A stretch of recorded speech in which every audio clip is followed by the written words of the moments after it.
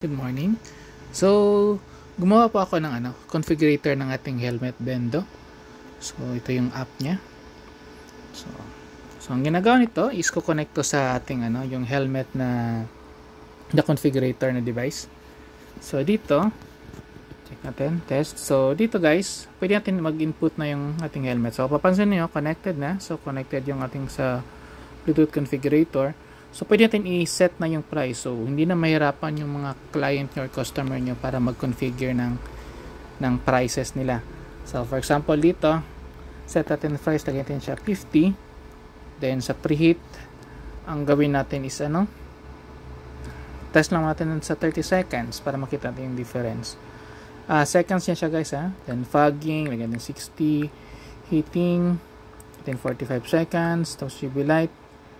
50, then exhaust, natin 1 minute, so 60 seconds.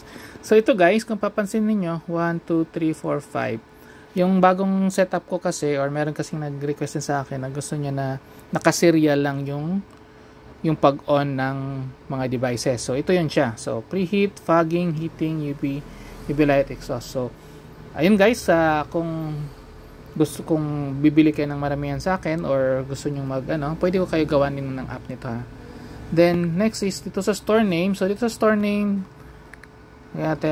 ito guys, 14 characters lang siya. So, helmet, bendo. Up to 14 characters lang. So, yan. Pwede nyo siya i-send pa isa-isa.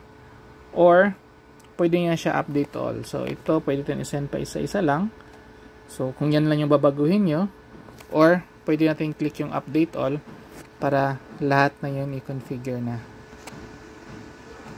So yan guys. So, na-configure na siya.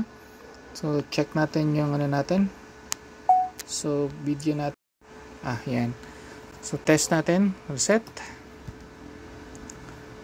Kung nagbago ba. So, yan.